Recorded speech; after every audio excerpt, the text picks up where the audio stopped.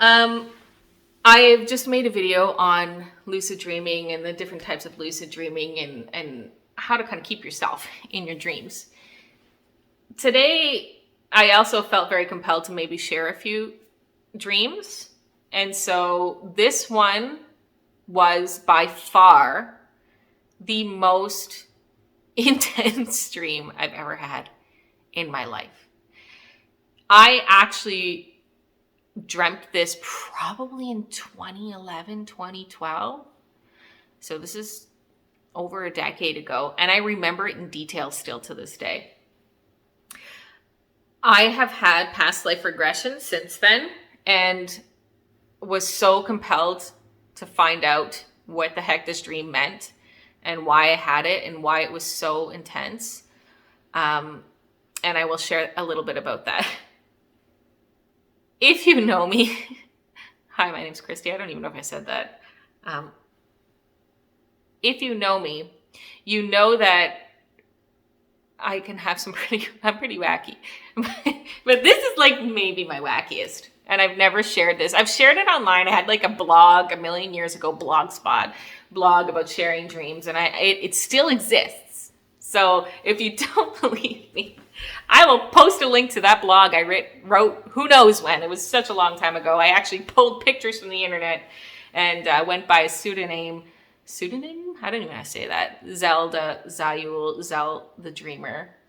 My husband gave me that name because I used to take on like another persona because I was very uncomfortable sharing this stuff. I don't do that anymore because I'm just like, whatever. You get it or you don't get it. So this dream was the most detailed experience of my life. And I found out later that this is like an actual past life that I've had.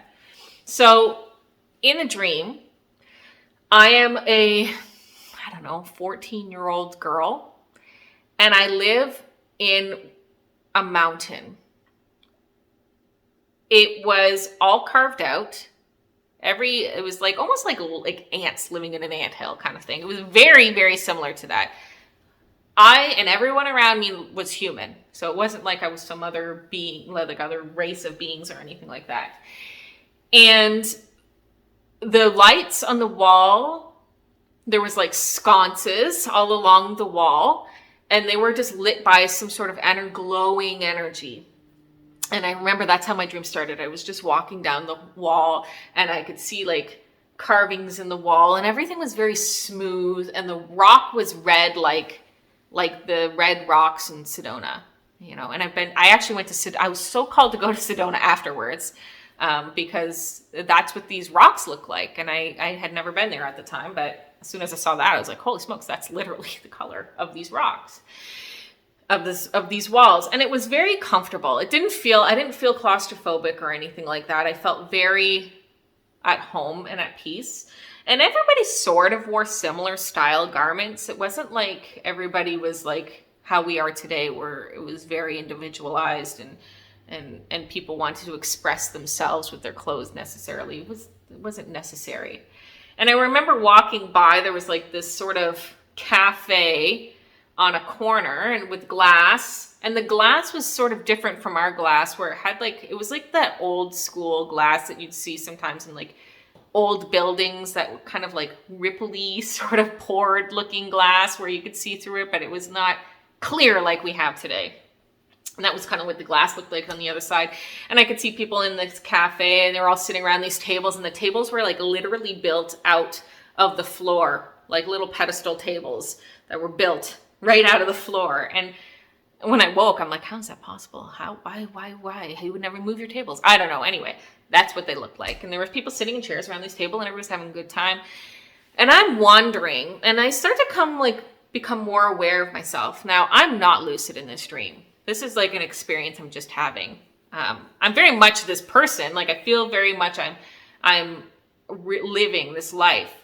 It feels as real as this feels.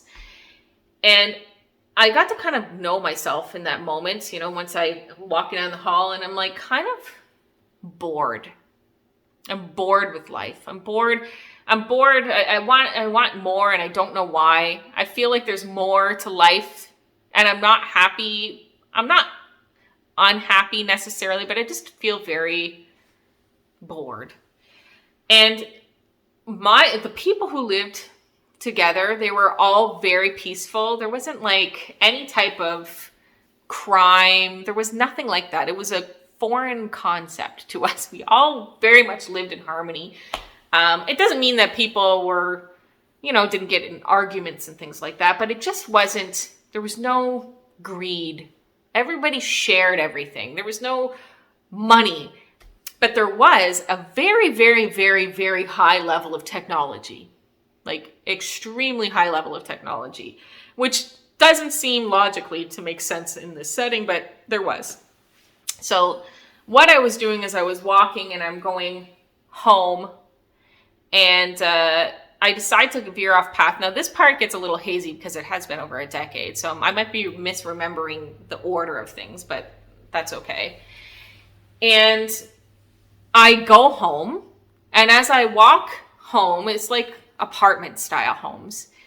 And as I walk home, the door opens for me, kind of like on Star Trek, where a door just opens when you stand in front of it and closes behind me. But it's very aware of me. So I knew that, say my parents walked in front of the door would open for them. But if somebody else, like a friend or neighbor or somebody walked in front of the door, they would have to be let in by us. So somehow the door was able to read us.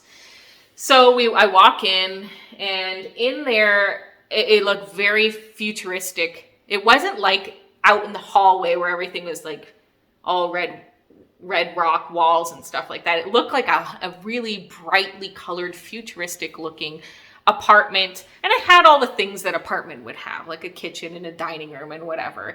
And actually in the dining room next to it was this sort of pedestal. And behind that was like an area, like a sitting area. And there was it's funny because I am a big Star Trek fan, and I never really watched Star Trek at this point. I got into it after this. So on the wall was like that same sort of like computer in the wall that you interacted with, sort of similarly like they do on Star Trek. But like I said, I didn't watch Star Trek at the time. I think the only thing I watched on Star Trek was the original series at that point. I mean, I guess Next Generation was on when I was a kid, but I didn't really watch it. So it wasn't until well after. So I don't know where that came from. Well, I do, but anyway, I digress. So I walked up to this thing and I received some homework. And so in this community, the kids would receive lessons at home. Everybody was homeschooled, and you'd receive these lessons from teachers. And you would do the lessons, and you'd receive them through this computer, and then you would upload your lessons to the computer. And so I'm like, okay, what do I have to do? And I mean, and the kids were obedient in this sense that they would just do it. It wasn't like you'd have to like pressure. It was something you would want to do. It was all very interesting things. It wasn't boring in any way. Even though I was a bored person, I didn't find that boring. Actually, I found it quite interesting. So the lesson that was waiting for me was like an art lesson. And so it asked me to create something out of crystal. So I'm like, okay. And I'm young and had just started working with this medium. I had never worked with crystal before. So I go over to this pedestal thing that's there, and I turn it on, and it's like it's like a hologram projector. And it's kind of giving me instructions and whatnot. And then like this crystal stuff appears. It looks like quartz. And so I created, like basically what you would do is you would hold an image in great detail in your mind's eye, and you would use your energy to build that image. That's the best way I can describe what I was doing. And I built a little, maybe this big, crystal tree. And it was like everything, like all this like grass kind of coming up, and it was made out of crystal. And it was all very sparkly, very well cut. Like it looked something like Swarovski style looking, but way more ornate than I've ever seen Swarovski be able to do. And it had the bark, and you could see all the bark and every leaf, and like all the branches and like little branches in every leaf. And it was just a very, very full, beautiful tree that was about this big. And then I took the tree, you know, that I was kind of creating on this platform, and I left it on the platform. And I don't know if it was like scanned or something. I don't understand, obviously, the technology in my waking life. But I went to the computer and I uploaded, let's say, my thing. So not long after that, of course, streams kind of work where it just zooms to the next scene, basically. My teacher, who is like a man probably in his, I'm guessing, like I have no concept of how old people live, obviously, in this community, but he looked like somebody in his 50s, and he was very fit and whatever. And he wore kind of a different look, more like robes, rather than we kind of wore like tunic-y style outfits, linen looking tunic-y. He was like more in like robes. And he came in and he was like, came to talk to my mother, and they were talking about this tree that I had made. And they said, wow, like, look what she, like, they were really flabbergasted by me. And I could tell by listening to them, they were kind of talking off, so they didn't really want me to hear them, let's say. So I'm kind of sitting awkwardly in the little area to the side. They're like more in the dining room kind of area, but I'm in an apartment, so it's not like it's a big space. And just flabbergasted at my abilities, especially creative abilities. And this teacher is saying that he thinks I'm one of the, I don't know, special ones or whatever, and that he would like to train me personally. And, you know, my mom was really into this. Now I'm getting super uncomfortable, and I don't like the attention. And in fact, I'm somebody who actually, my community was very much, you all work together, everybody's together. It's very much like you don't spend a lot of time by yourself kind of thing. But I mean, you can if you want to, but it was like everybody works together. Nobody really wants to like be secluded on their own. But I did. And so when they were talking, I snuck out of the apartment and I went for a walk because I'm like, I gotta get away from this. It's so uncomfortable. I don't know what they're talking about. I don't fully understand what he's saying. So I'm gonna go for a walk, and I'm walking up this corridor, and I walk a little bit further and I come to this like open rotunda. Let's say it's like a big open round space that is like all around, like it's mountain, right? So I can see like mountainy looking edges all around, and it's like a big balcony, a round balcony, and you can see straight down and you can see straight up. And I had never really, I don't know if I had been there before. I suppose maybe I had, but I was still kind of in awe because it was quite beautiful. And I went right up to the railing, and I remember looking down and looking up and being like, wow, this is a really big place. Like I didn't really dawned on me how big this mountain is and how many people lived there. And so I remember looking straight up, and at the top there was like this glass dome, and it was very clear. It was like, it was clear like the glass we're used to, and I could see that it was raining outside, and I could see like water kind of rolling around the dome. And yeah, like it was really intense. And I remember thinking, I wonder what it's like outside. But nobody, because we were all so happy with the way that things were, we didn't think to ever want to leave the mountain. And I don't think we ever knew that there was a way to leave the mountain. It was just like we lived in the mountain and we were happy in the mountain, and that dome was built eons ago, and that was like our experience with the outside. And we didn't even know what outside was, let's say.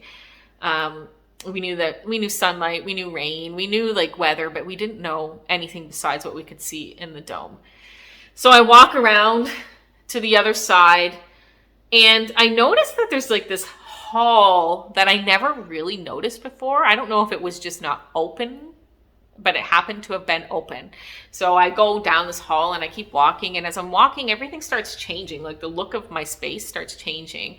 And not like in a weird, like, you know, dream way where things are like ethereal and strange. It's just like the architecture literally starts to become something different. And I start to get farther and farther out of the mountain, not realizing I don't even know I live in a mountain, right? Like I just think that this is normal reality, and reality is this rocks. And I get to this place where all of a sudden I'm looking up and there's like these huge domes that are constructed of like steel or some sort of metal and glass, and they're like it looks like something we would see now where, you know, we have these huge glass ceilings and they're kept up by steel. And I could see way out, like I could see clouds, it was the first time that I really realized that we were living in some sort of mountain or something. I didn't even know what a mountain was, but I knew something different. So I'm like, wow, this is really wild. And like nobody was really around, or I could kind of see some people and they didn't really say anything about me being there, which I find weird now. But everybody who was in that area was dressed like the teacher that was in my apartment. More robes. Everybody was much more almost like priest-like looking. And so I see someone, I'm trying not to get noticed. Then I noticed somebody coming and I see this like little, like maybe the size of my fireplace here. I don't know if you can really see it. Maybe the size of my fireplace. That's actually pretty close to what it looked like. Little hole. Like, I don't know if it was like a vent or something. I'm like, I'm going in. I would literally never do this in my real life because I'm quite claustrophobic, which has a lot to do with this experience. So I go into this and I keep crawling and I keep crawling and I keep crawling. And then all of a sudden it's dark. And I realize I've been crawling for a while and I but curious, like I had this curiosity. So I looked back and I could see the light at the end of the tunnel behind me. And I could also see nothing in front of me. I couldn't even tell how far it went. And I started to get a little scared. Like, what am I doing? Why am I doing this? And then I willed this like ball of light in front of me, like a flashlight. And it was just a ball of light, like maybe this far in front of me. And I moved it along in front of me, not knowing I could even do this, but I just did it, I guess. And I started walking and I could see a little better and I could see there was an end. But as I'm getting towards the end, it's getting a little narrower, a little more cramped, and I'm uncomfortable. And I get right to the end and it just ends. And I'm kind of mad. I'm like, what the hell? Like, I crawled all this way for nothing. And I'm like, okay, I'm going to take a break. And I'm kind of like, I'm much smaller. So maybe it was actually this size. Like when you went in, it was about the size of my fireplace, but like it was bigger inside, like a Jeffrey's tube if you watch Star Trek, and if not, whatever. But at the end, it was kind of about this big. So I'm kind of like leaning in, like small, and I'm like, okay. And I just lean and I push my foot out. And as I do, this hatch opens. And I was like, whoa, what the heck? And it opens to the outside world. And there's this long stone platform that's coming out from the side of the mountain. And I peek my head out and it's like windy and wild. And I'm like, kind of have my hands in front of me, holding myself, peeking out. And all of a sudden I see all these like big, like massive platforms. And there's people, all these like robed people are outside and they're pushing carts and like, they didn't have any like forklifty kind of things, but they're just big carts, a lot of push carts. And they're moving all these supplies that are all packed up nice. And at the sides of these platforms are these extremely futuristic looking spaceships. And I'm like, what the? I had never seen outside, nonetheless, seen something hovering in the air. I didn't even know there was air. Like, so I'm like flabbergasted and I'm like, what is happening? What am I even looking at? Oh my goodness. And so I turned back and all of a sudden I'm like, the platform's a little wider. I don't know how that happened. And right next to me is my teacher. I guess he had followed me and finally had made it to where I was. He was looking for me. He's like, oh, here you are. I was looking for you, blah, blah, blah, whatever. And I'm like, where am I? What is happening? Where are we? Like, I'm like freaking out, right? Because I'm like, my mind is blown on 17 levels. And he's like, we live in a mountain. And something happened in the world that we live in in ancient times, let's say. Sorry, this Crinkle is my cat playing with toy.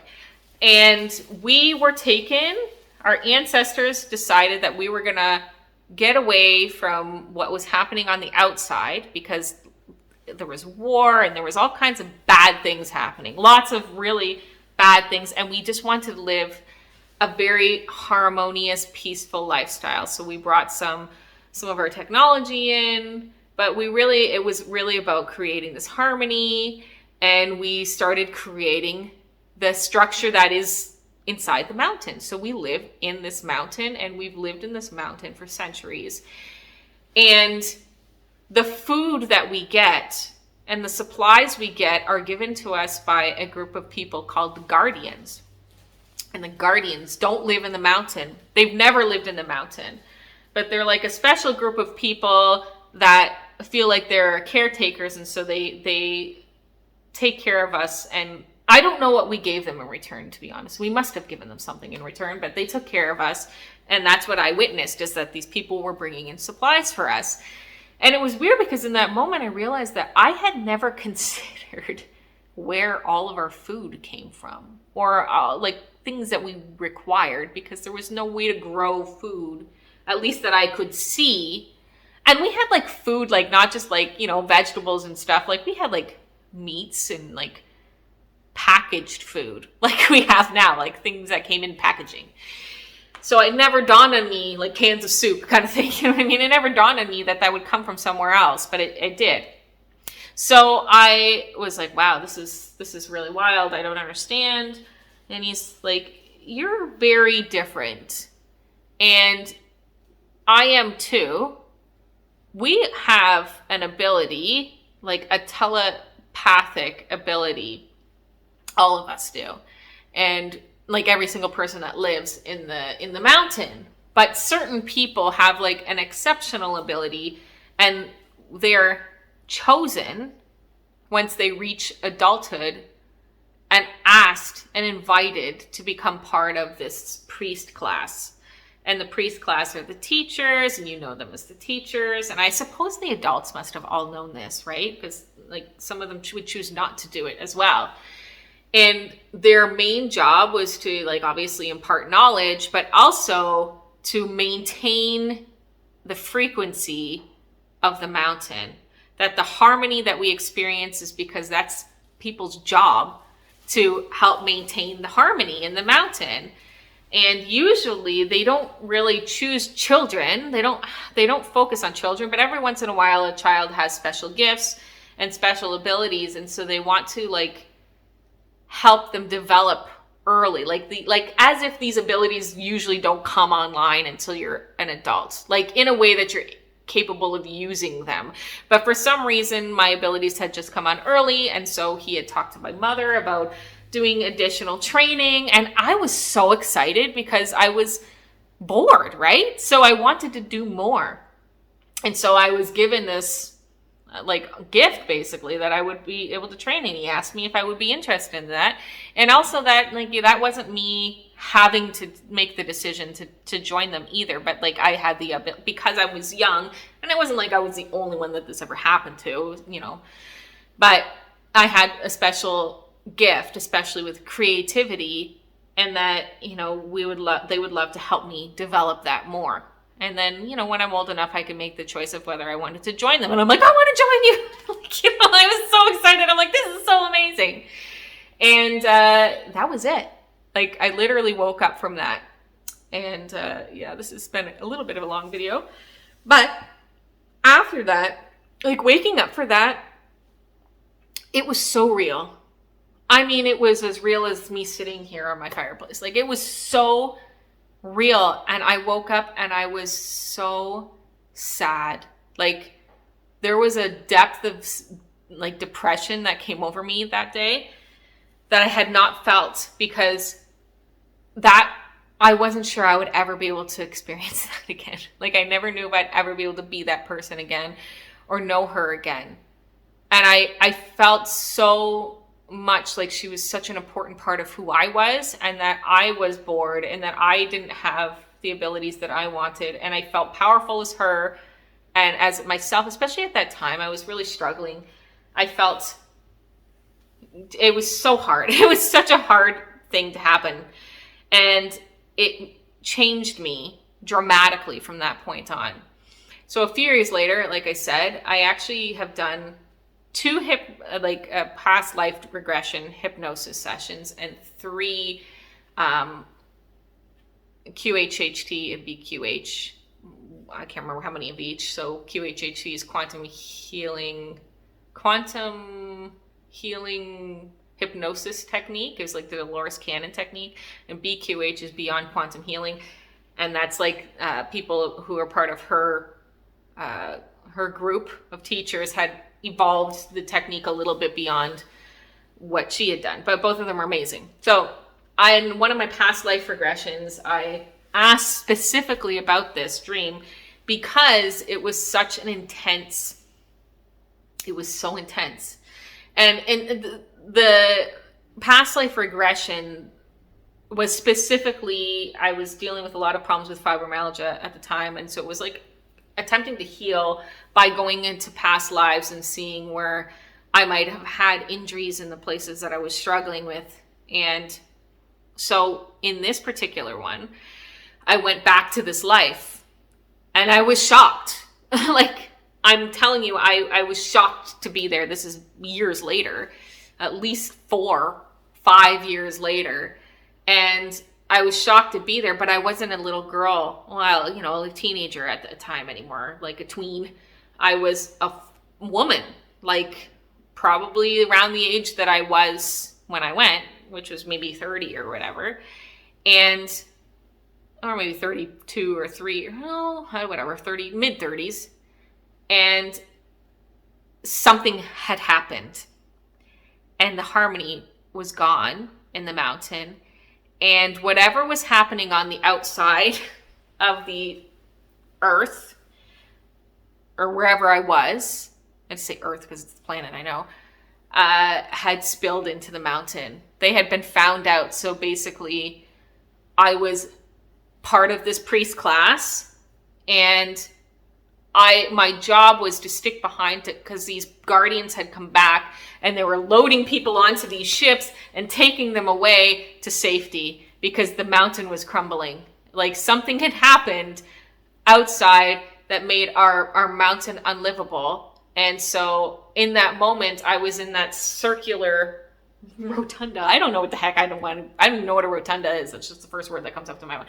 I was standing on one of these balconies, and it was right at the end. Like, we had gotten pretty much everyone back, but you know, the captain stays with the ship until it's done, kind of thing. And we were just about to, me and some other people who were also these priest people, whatever they were, had stayed back to make sure that they got everybody and were doing the final checks. And then there was like a great earthquake, and this mountain crumbled down upon me. And the last thing I saw was a huge, like school bus sized boulder coming down, and obviously it killed me. And that was my experience. And it was like that feeling of like claustrophobic, like I'm going to get crushed to death or I'm not going to be able to breathe. It was like I suddenly found out where my claustrophobia came from. So I had revisited that later on in another session, and I was like, I had this experience, like what happened to these people? And it was so nuts. I feel so crazy. This is why I haven't shared this, because it sounds so nuts. But this is what happened on Mars, that this life was on Mars. And at the end of that there had been a lot of warring on Mars, and there was multiple different races of types of people there, and whatever had happened, there was a certain amount of people. And originally when I had this dream, like even in my blog, I swear to God, I thought it was on Earth, because that never dawned on me. And I really thought it was in Sedona. But it wasn't. It was on Mars. And they basically what happened is these weapons that they were using in this everlasting war that had just been going on forever had finally damaged Mars so badly, and were creating some sort of events on Mars that made the planet inhabitable at that time. And we had to leave. Like we had to leave. So these guardians, like they were actually guardians. They knew about us and they were there to take care of us because we had not chosen the way of living that whoever was on the outside had chosen. We really wanted to stay in peace and in harmony, and we wanted to maintain a beauty of life, and we were willing to stay inside a mountain. You know, we were willing to give up the outside world, and we were willing to have sort of a limited external experience because we so much wanted to stay together and be in peace and harmony. And that's why these priest class was so important, because they were like a protection to keep us in that state of being, and that state of that frequency had protected us for so long. But it became a point in time where the planet, it just couldn't sustain any life at that time. And so, at least from what I understand. And so these guardians had finally said, you know, let us know as this priest class that we had to be evacuated, and they were going to take us to a new world, which happened to be Earth, believe it or not. And they took us, but I never made it. I ended up dying on Mars. I never made it in that life here. So I told you it was a crazy one. And it was so real. Like, I can still feel that person in me now. And after having that dream, I feel like it was one of those experiences that woke me up to the abilities that I have. And I've never had another Mars dream. I've never dreamt about being that person ever again, which is kind of sad. It was really amazing being that person. Maybe it's a protection, so I don't have to experience the cataclysm that happened. But it was really important that I had that, and I don't know if it had to do with my creative abilities or whatever it is. But yeah, that's it. Is there life on Mars? There was. There might be still. I don't know. Things might have evolved. And in my knowing too, this happened like millions of years ago. It was a very long time ago. Like, not in our current era. And I feel like, and I'm just saying this intuitively right now, so I could be off, but like, I feel like those people that were saved and repopulated were very strongly involved in Lemuria and bringing that sort of knowledge of frequency and of harmony and all of that into Lemuria. I feel like they have been here and always will be here, and it's a very important part of the awakening experience we're going on through right now. So, until next time, your friendly friend Christy, I love you. Peace.